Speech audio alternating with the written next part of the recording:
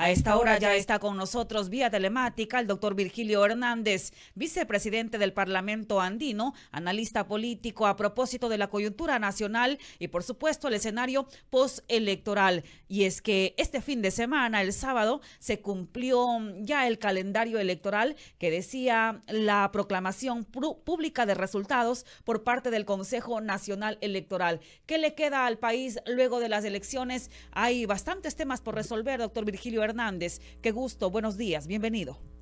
Muy buenos días, siempre es un gusto estar con ustedes, siempre es un gusto estar con Radio Morena y a través suyo con la enorme audiencia que ustedes tienen cada uno de los días. Mi saludo para ustedes y para toda su audiencia.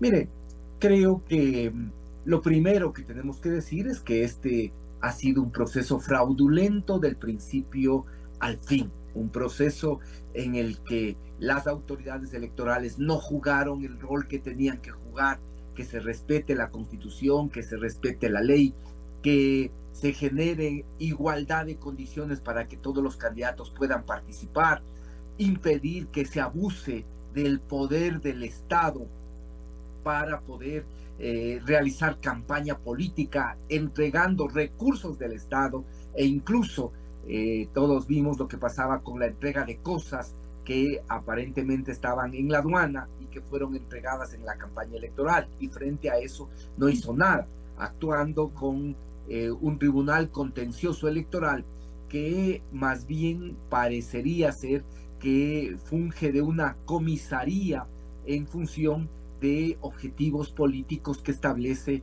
el Ejecutivo.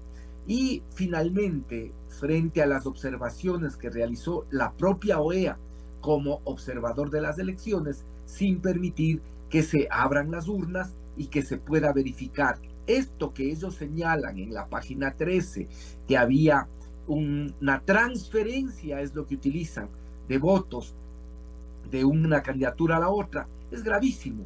Y precisamente tenía que, por ello, frente a las impugnaciones que se realizó por parte del movimiento de miles de actas, tenía que darse paso a la apertura de las urnas y verificar si efectivamente esto había sucedido o no.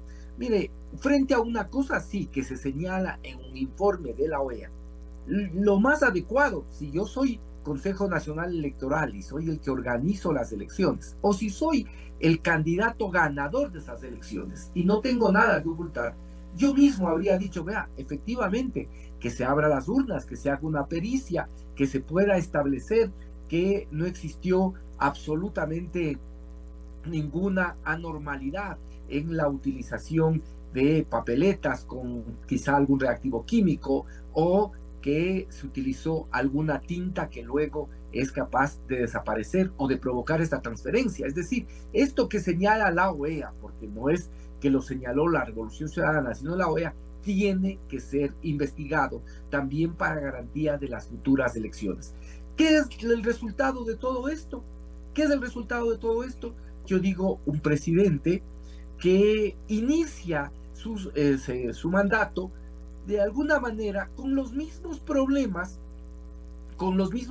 de legitimidad que ha venido teniendo en los últimos meses. Hay un presidente con problemas de legitimidad, y eso abona además a la profunda crisis económica, a la profunda crisis política, a la profunda crisis social, a la profunda crisis que tenemos en este momento en el Ecuador, sobre todo respecto también a la capacidad de las instituciones para poder actuar de acuerdo a lo que determina la Constitución y la ley. Hay un marco de profunda crisis y no le veo al gobierno haciendo un alto, no le veo al gobierno dando señales y diciendo se acabó el periodo transitorio, aquí empieza este nuevo mandato y este nuevo mandato va a tener estas características.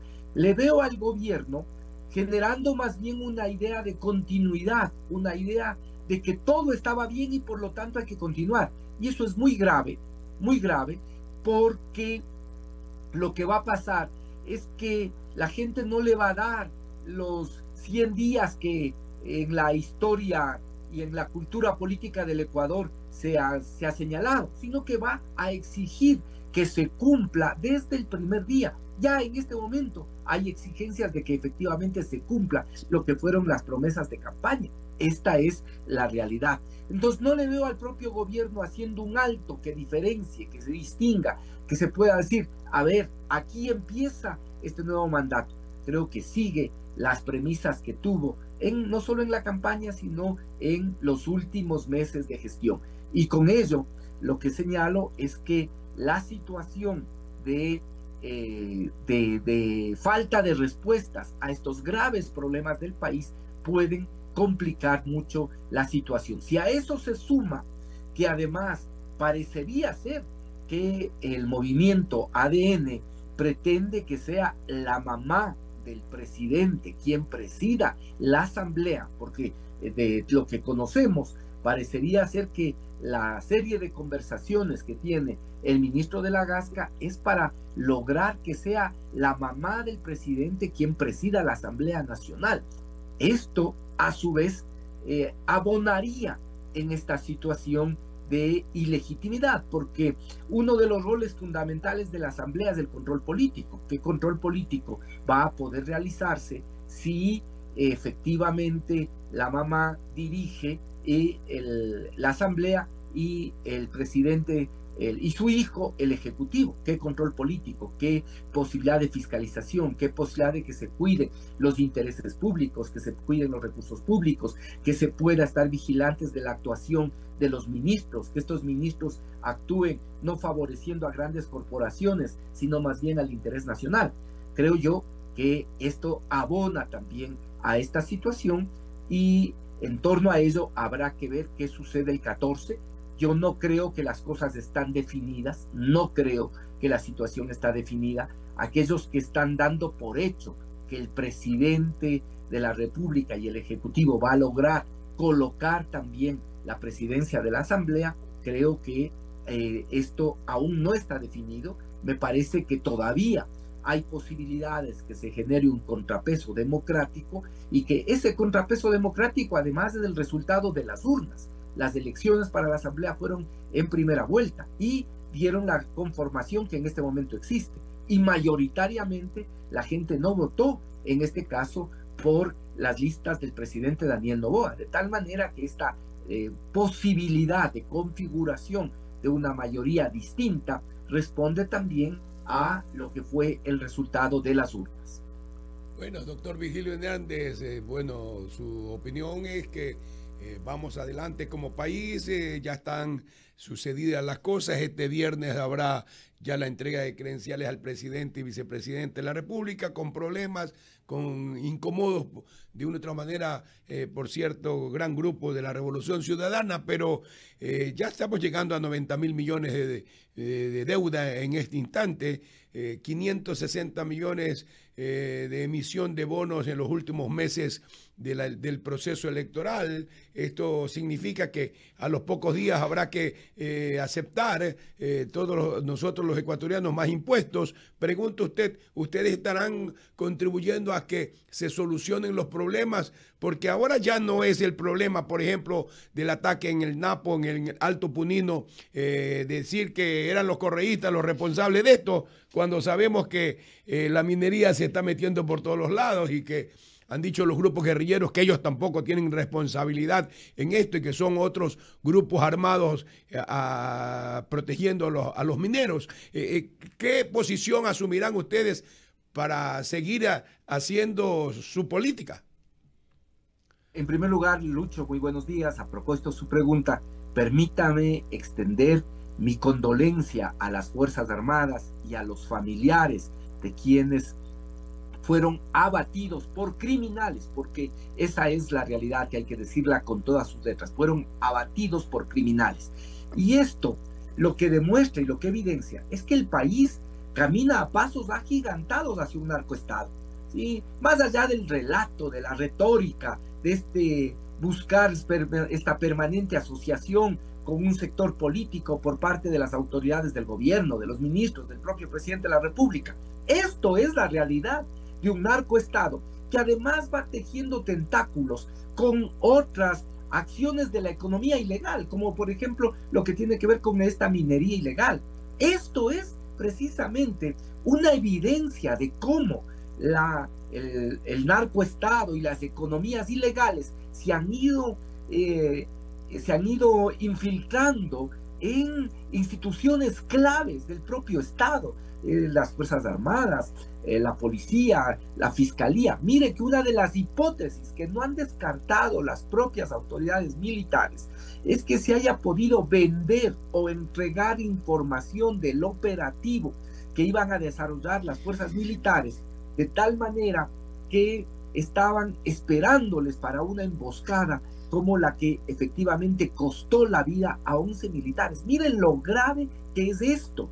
Miren lo grave que si se conforma esta hipótesis. Esto es efectivamente narcoestado, penetración del crimen internacional. Esto es la conexión de lo que significa minería ilegal con actividades vinculadas al narcotráfico. Y frente a esta situación no ha existido una política clara, no ha existido un plan, no han existido acciones sistemáticas y coordinadas para poder enfrentar esta situación. Esto es gravísimo, esto es más allá de la retórica, esto es más allá de lo que digan. Como usted dice, y frente a eso ya no podrán culpar ni decir que aquí hay vinculación de grupos políticos. No, esto demuestra el poder, la fuerza que van teniendo estos grupos criminales y cómo también estos crímenes transnacionales actúan de manera articulada. Narcotráfico, minería ilegal, trata de personas, todos estos elementos están conectados y al mismo tiempo incluso tienen una dimensión regional. Por eso habría que pensar en respuestas regionales y no solo en el ámbito del país. ¿Qué se ha avanzado en eso? Absolutamente nada. Al Ecuador, el presidente de la República, no la Asamblea, el presidente a través del veto, le subió el IVA del 12 al 15%. ¿Cuál fue el argumento? Que con eso iban a tener recursos para combatir al crimen organizado transnacional. ¿Cuál es la realidad? La realidad es la que usted acaba de señalar con claridad, ¿no?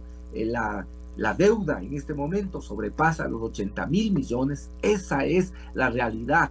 En estos 7 años hemos pasado de una deuda que más o menos constituía el 40% del PIB, que es lo que determinaba la ley, a un país que tiene casi el 80% de su PIB en deuda externa. Esta es la realidad. Además, tenemos un presupuesto que este año todavía no se identifican fuentes claras de financiamiento. Si usted le suma a eso los gastos que se hicieron en campaña a través de los bonos, que sobre eso tampoco existe claridad. Unos hablan de que fueron 560 millones, otros dicen que incluso pudo haber llegado a más, a 800 millones, lo que se entregó efectivamente en bonos a los ciudadanos a propósito de la campaña electoral. Ni sobre eso hay transparencia.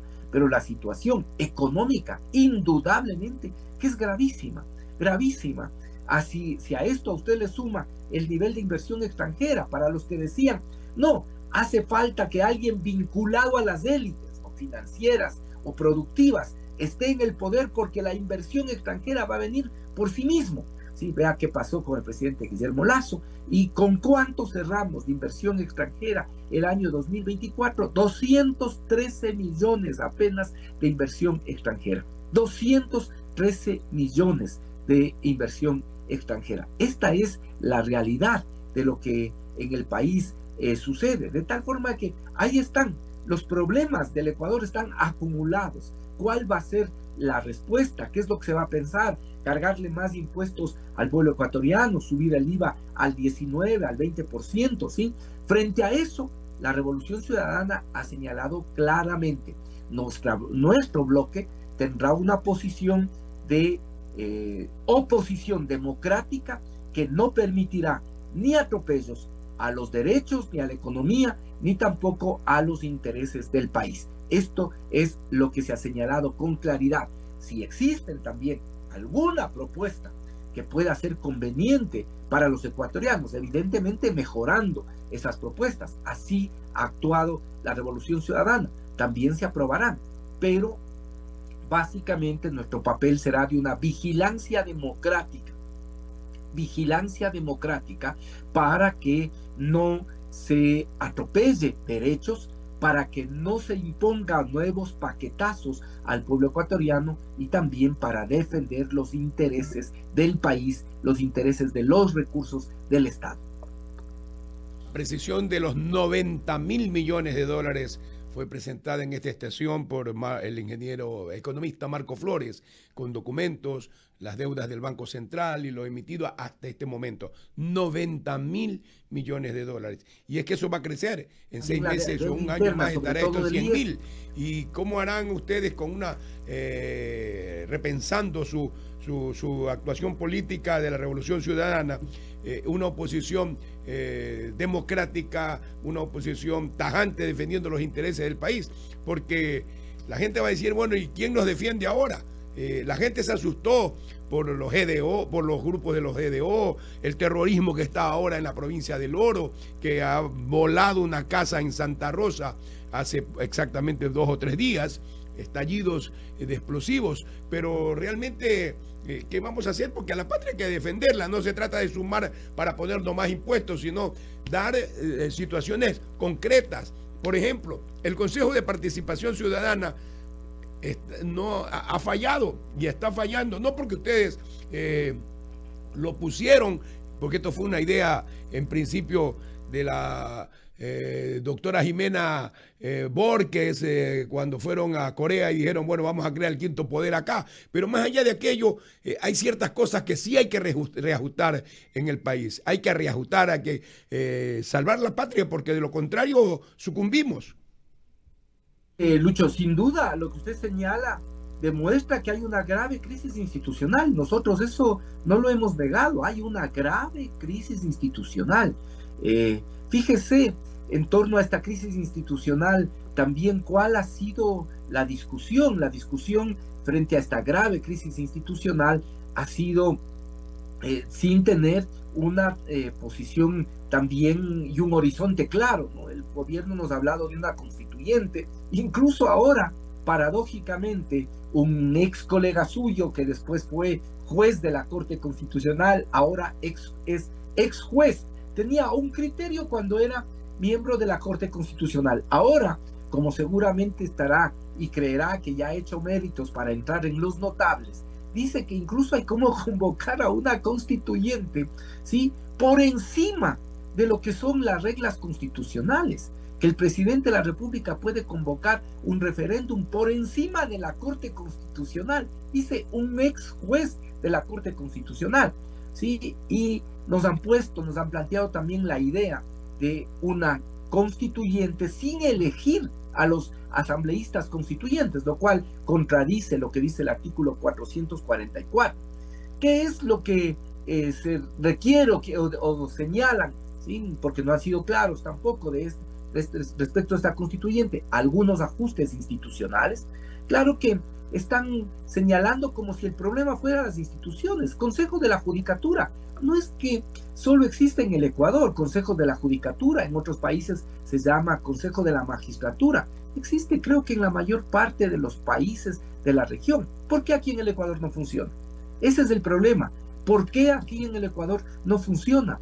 O el Consejo de Participación Ciudadana y Control Social, que tiene que nombrar autoridades, y ahora señalan que autoridades como las propias autoridades electorales, la Fiscalía, podrán estar prorrogados por lo menos hasta el año 2026. Fíjese usted esta situación, prorrogados por lo menos hasta el año 2026. Entonces, hay una situación institucional, pero más allá de la situación institucional, a las élites de poder, ¿qué es lo que les preocupa?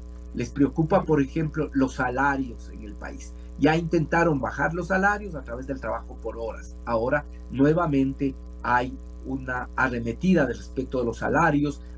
Y en esto sí están en franca campaña respecto del tema de la seguridad social.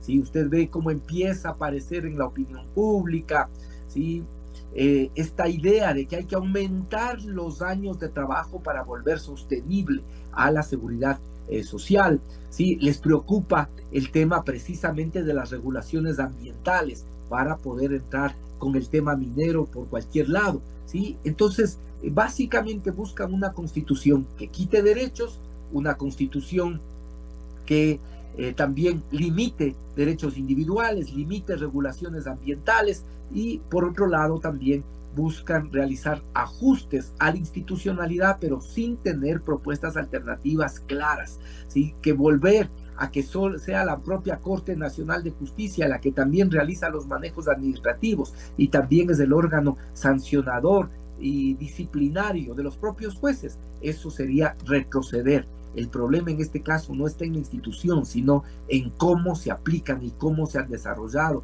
estas instituciones. Eso lo digo con absoluta claridad. De tal forma que hay una situación de crisis institucional muy compleja, muy profunda.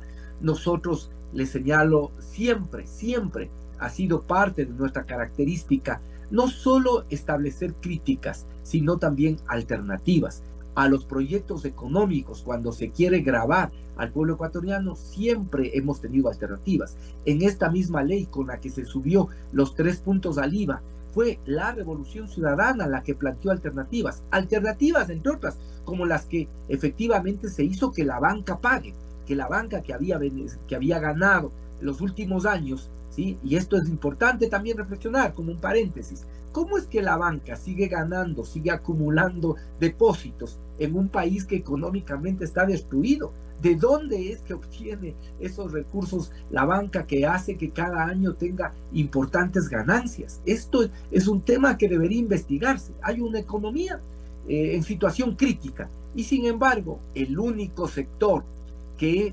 permanentemente tiene ganancias es la banca, ¿sí? Esto es un tema que hay que investigar. A esa banca nosotros le hicimos pagar, nosotros hicimos que aporte precisamente para responder a la situación de crisis y que no se eleven los 3 puntos del IVA. Sin embargo, el Ejecutivo elevó con el argumento de la seguridad y no hemos visto resultados. Siempre somos una oposición con propuestas, con alternativas. Somos una oposición que plantea y señala siempre con claridad otras posibilidades para no afectar a los intereses del pueblo ni a los intereses del país.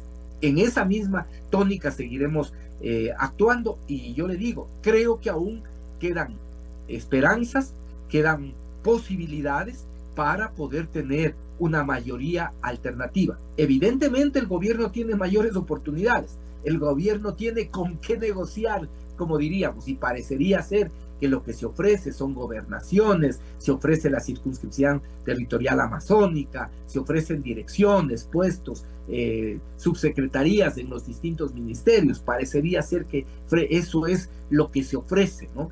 Evidentemente tiene mayores oportunidades, pero si las fuerzas políticas actúan con responsabilidad frente a sus mandantes e incluso algunas fuerzas también preservando su espacio de supervivencia, creo yo que podría permitir esto, que se unan distintas fuerzas políticas con una agenda legislativa clara y pueda existir una mayoría alternativa a lo que quiere Carondelet. Creo yo que todavía hay esas posibilidades y el día miércoles 14 se podrá ver si efectivamente estas fuerzas actúan con esa responsabilidad o ha primado esta política del ofrecimiento, esta política de entregar dependencias del Estado para poder conformar una mayoría. Eso ya veremos el día miércoles.